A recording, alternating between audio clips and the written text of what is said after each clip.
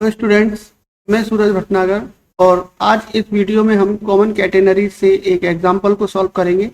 Catenary से संबंधित सारी बेसिक कंसेप्ट और जो भी कंडीशंस थी वो मैं अपने पिछले वीडियो में आप सभी को समझा चुका हूँ। अगर कोई मेरे इस चैनल पर नया है तो पुराने वीडियो को चैनल लिस्ट में जाकर के देख सकते हैं और समझ सकते हैं। आज हम इस वीडियो में एक एग्जाम्पल को सॉल्व करते हैं।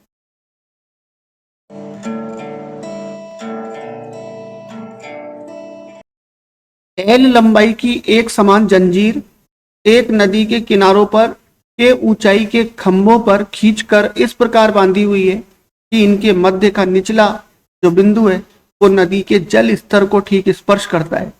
प्रदर्शित करो कि जंजीर की लंबाई तथा नदी की चौड़ाई का अंतर 8k² / 3l है। देखिए यहाँ पर जो कंडीशंस हमको दे रखी है उसके हिसाब से एक डायग्राम हम बना करके देखते हैं। एल लंबाई की एक जंजीर है जो नदी के किनारों पर के ऊंचाई के दो खंभों पर बांधी हुई है। मान लिया हमने कि ये एल लंबाई के लंबाई के दो खंभे हो गए। यहाँ पर ये दो खंभे गड़े हुए हैं नदी के अगल बगल किनारों पर और इनके बीच में एक जंजीर बांधी हुई है एल लंबाई की, और वो इस तरह से बांधी हुई है कि जो जंजीर का निचला बिंदु है वो जल स्तर को ठीक स्पर्श करता है। तो हमें मालूम है कि जल स्तर इस जगह पर है, ये जल स्तर है क्योंकि खंभे जब नदी के दोनों तरफ लगे हुए हैं तो ये इसका जल स्तर हो जाएगा। तो जो जंजीर है वो कुछ इस तरीके से जल स्तर को स्पर्श करते हुए ऐसे बंध जाएगी। यहां से अगर हम ऊपर ये क्षैतिज रेखा मान लेते हैं और यहां से इसको कैटेनरी का रूप देते हैं तो ये हमारे पास इस तरीके से एक कैटेनरी का रूप बन जाएगा। इस बिंदु को हम ए और यहाँ पर इस बिंदु को बी मान सकते हैं, खंभों के ऊपरी बिंदुओं को। तो हमको ये ऊंचाई, तो यहाँ पर खंभों की ऊंचाई के दी हुई है, इसका मतलब ये के हो गया। और कैटेनरी का जो निम्नतम बिंदु होता है वहां से लेकर के और ये मूल बिंदु के बीच की दूरी सी होती है। तो टोटल जो ऊंचाई हो गई ओ से लेकर के और इस बिंदु तक, इस बिंदु को अगर हम डी मान लेते हैं तो ओडी की जो ऊंचाई हो गई वो के प्लस सी हो गई। और के प्लस सी जो ऊंचाई होगी वो ए का जो हम कोऑर्डिनेट मानेंगे एक्स वाई वो वाई के बराबर हो जाएगी, क्योंकि ए बिंदु के अंदर जो एक्स है वो तो एक्स अक्ष की दूरी है यहाँ से लेकर के यहाँ तक, ये एक्स हो गई, और जो यहाँ से लेकर यहाँ तक नीचे होगा ये वाई दूरी होगी। तो वाई बराबर सी प्लस के हो गया, जिसकी सहायता से हमको यहाँ पर ये ऑप्शन प्रूफ करना है। तो चलिए इस डायग्राम को फेयर कर लेते हैं और आगे प्रश्न को सॉल्व करते हैं। देखिए स्टूडेंट्स, ये डायग्राम हमने यहाँ पर बना लिया है। यहाँ पर अब हम इसके नाम लिख देते हैं। देखिए ये ए और बी जो बिंदु है वो के ऊंचाई के दो खंबे हैं, उनके ऊपरी सिरे हैं। ये के ऊंचाई के दो खंबे हो गए दोनों तरफ। इनके बीच में एक एल लंबाई की जंजीर को खींच करके बांधा हुआ है और इस तरीके से बांधा हुआ है कि जो ये इसका निम्नतम बिंदु है ये जल स्तर को ठीक स्पर्श कर रहा है। तो यहाँ पर ये नदी का जल स्तर है जो डॉट वाली लाइन से हमने बना दिया है। ये नदी का जल स्तर हो गया, तो ये ठीक उसको स्पर्श कर रहा है। यहाँ पर हम मूल बिंदु ओ मान लेते हैं। ओ से लेकर के सी तक के बीच की जो दूरी होती है वो सी ही होती है। यहाँ पर इस बिंदु को अगर हम डी मानते तो ओ डी टोटल ऊंचाई हो जाएगी जो ए का निर्देशांक है एक्स वाई, वाई के बराबर हो जाएगी, क्योंकि ए में डी से लेकर के ए तक की जो दूरी है वो एक्स है और ओ से लेकर के डी तक की जो दूरी है वो हमारे पास वाई हो जाएगी। तो वाई की जो टोटल वैल्यू है वो एक तो ये यहाँ से लेके यहाँ तक की खंबे की ऊंचाई है के, और नीचे शीर्ष बिंदु से लेकर के मूल बिंदु तक सी होता है तो के प्लस सी हो जाएगा वाई का मान। तो ये कंडीशन हमको प्रश्न के अंदर दी हुई है। अब इसके द्वारा हमको यहाँ पर सिद्ध करना है। ये यहाँ पर हमने मान लिया कि जो एल लंबाई की जंजीर है वो के ऊंचाई के खंभों पर खींच करके बांधी गई है। यहाँ पर ए का कोऑर्डिनेट हमने एक्स वाई माना हुआ है। ओ सी बराबर सी होता ही है, ओ डी बराबर वाई है निर्देशांक एक्स वाई के हिसाब से, और वाई का जो मान है वो सी प्लस के बराबर हो जाएगा। ओ ए बराबर यहाँ पर ओ ए नहीं बल्कि ओ ए डी से लेकर के ए तक की जो डिस्टेंस है ए डी, तो यहां पर ए डी बराबर एक्स होगा, ए डी बराबर एक्स, ये एक्स हो गया, और एक्स इक्वल टू ए। अगर ये टोटल दूरी हमको बीच में दे रखी हो तो वो हम लिख सकते हैं, नहीं तो एक्स ही मान करके हम यहाँ पर चलेंगे। चलिए इसको केवल एक्स ही मानते हैं, अभी हमको ये दिया हुआ नहीं है इसलिए। तो ओडी ए डी बराबर एक्स हो गया इस निर्देशांक के हिसाब से। अब देखिए नदी की जो चौड़ाई है वो इन दोनों खंभों के बीच की जो दूरी है वो नदी की चौड़ाई है, तो दोनों खंभों के बीच की दूरी हो गई ए बी, और ए बी का मतलब है 2x, तो नदी की चौड़ाई हो गई 2x, और जंजीर की जो लंबाई है वो L दी हुई है प्रश्न के अंदर, तो ये C से लेकर के A तक का जो चाप होगा आधा वो L/2 हो जाएगा, ये L/2 हो गया, तो S बराबर L/2 हो गया। अब इसको हमें सिद्ध करना है कि जो नदी की जंजीर की लंबाई है L और नदी की चौड़ाई है 2x, इनका अंतर कितना होगा वो सिद्ध करना है। तो ये नदी की चौड़ाई 2x और जंजीर की लंबाई L, दोनों के बीच में हमने ये अंतर निकाला है, L-2x होगा, ये हमको यहाँ पर फाइंड आउट करना है। तो इसके लिए अब हम क्या करेंगे कि y के लिए फॉर्मूला लगाएंगे। हमको मालूम है y बराबर यहाँ से k प्लस सी हो रहा है, तो y के लिए यहाँ पर अपने एक फॉर्मूला अप्लाई कर लेते हैं।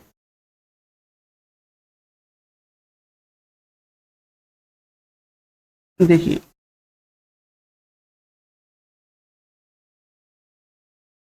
y इक्वल टू होगा c cos hyper x upon c, ये y बराबर होता है कार्शियन फॉर्म में, कैटेनरी की इक्वेशन है ये। और यहां से अब हम ले लेते हैं y बराबर है हमारे पास k प्लस सी, तो y बराबर k प्लस सी को यहां पर पुट कर लेते हैं, y बराबर k प्लस सी है, तो देखिए k plus c equal to c, और cos hyper x upon c में हम इसका प्रसार लिख लेते हैं, तो 1 प्लस एक्स अपॉन सी का वर्ग upon factorial 2 plus x upon c की पावर 4 अपॉन फैक्टोरियल 4, और ये डॉट डॉट इसी तरीके से इसका प्रसार चलता रहेगा। और सी की उच्च घातों को हम यहाँ पर छोड़ेंगे, क्योंकि तार को खींच करके बांधा हुआ है, तो मूल बिंदु से शीर्ष तक की जो दूरी है, ऊंचाई है, वो इतनी अधिकतम हो जाएगी कि तार एकदम खिंचा हुआ है। तो उस स्थिति में हम x को, यानी कि दोनों खंभों के बीच की दूरी और जो जंजीर उनके बीच में बांधी हुई वो लगभग बराबर हो जाती है, इसलिए c का मान मैक्सिमम हो जाएगा, और c का मान जब अधिकतम हो जाएगा तो उसकी उच्च घातों को हम यहाँ पर छोड़ सकते हैं।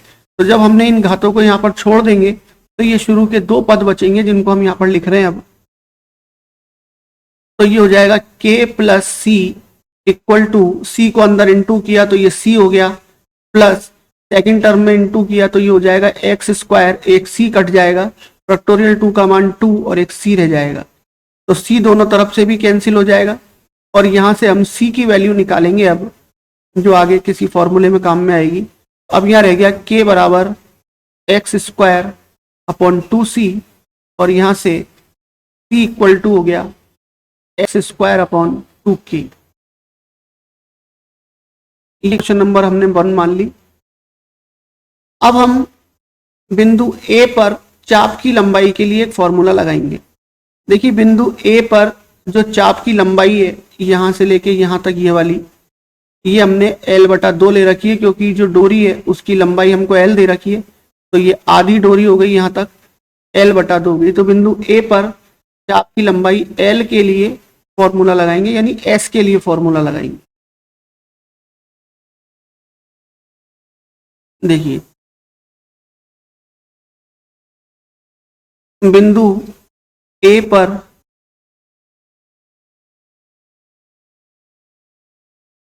चाप की लंबाई,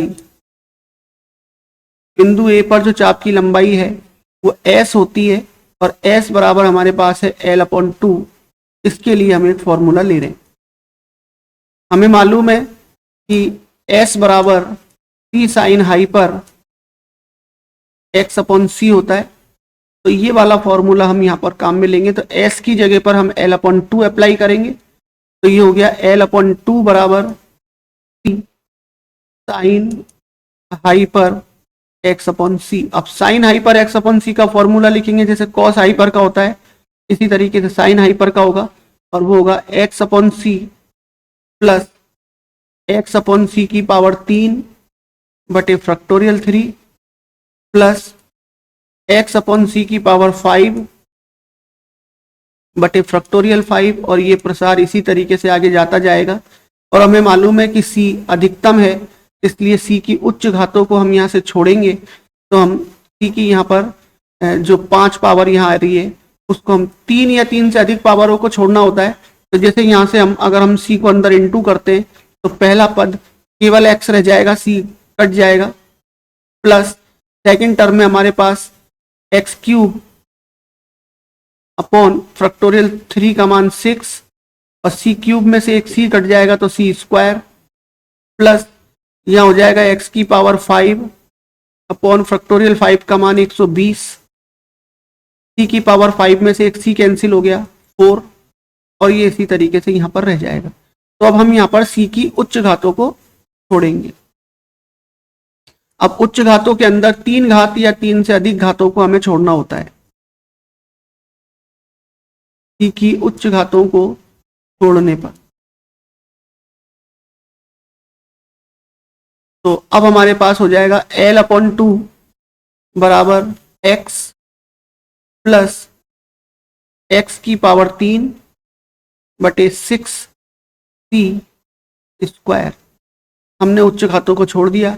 अब यहां से हम क्या करेंगे कि जो एल अपॉन टू है वहां से 2 को क्रॉस मल्टीप्लाई कर देंगे,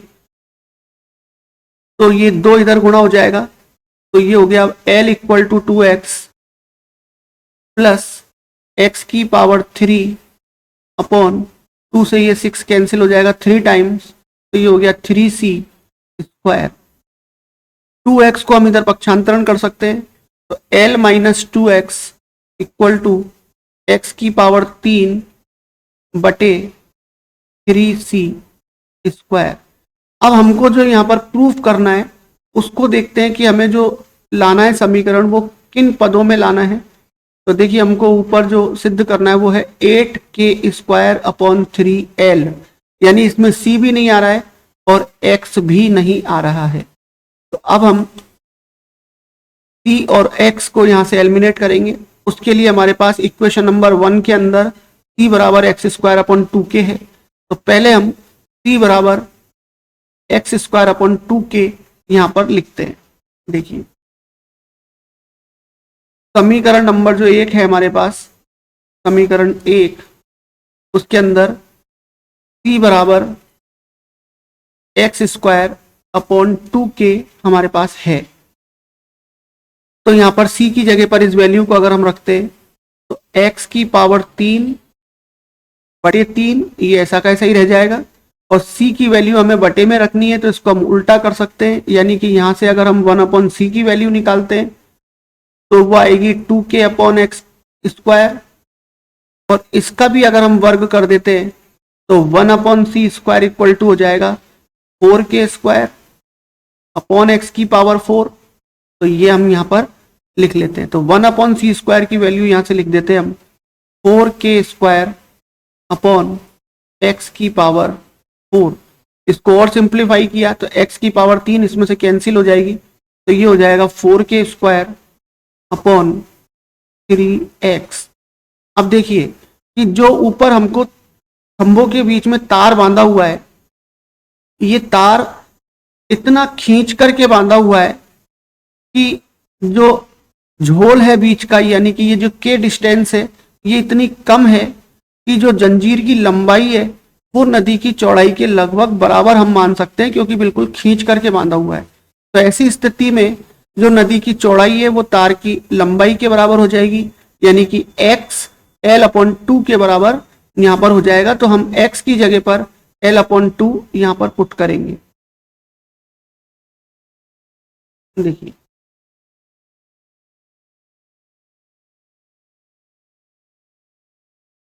यदि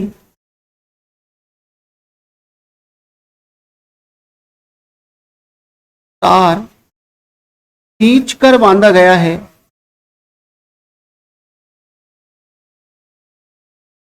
तार को इतना खींच करके बांध दिया कि चौड़ाई और तार की लंबाई बराबर हो जाएगी, बांधा गया है। अतः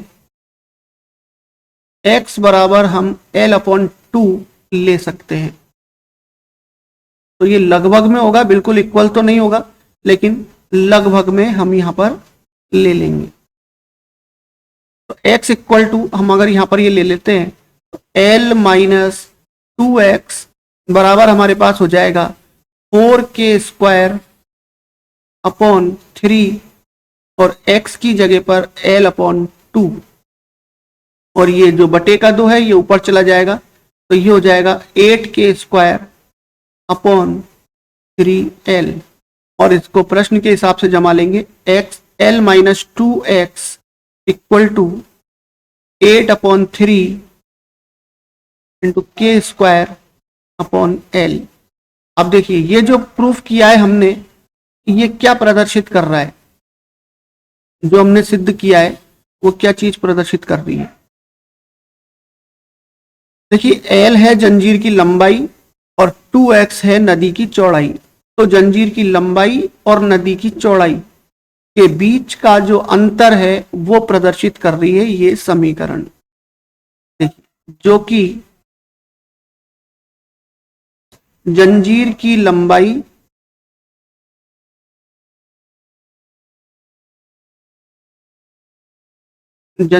लंबाई और नदी की चौड़ाई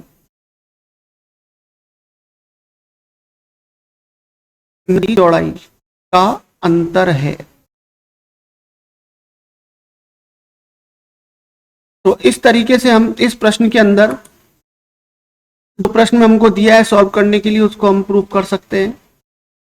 तो उम्मीद है ये प्रश्न सभी के समझ में आ गया होगा। एक बार इसको ध्यान से पूरा करके देखिए, अगर कोई डाउट रह जाता है तो आप कमेंट बॉक्स में लिख करके मेरे साथ शेयर कर सकते हैं। इस वीडियो में इतना ही, फिर मिलेंगे नेक्स्ट वीडियो पर किसी और एग्जाम्पल के साथ। Thank you.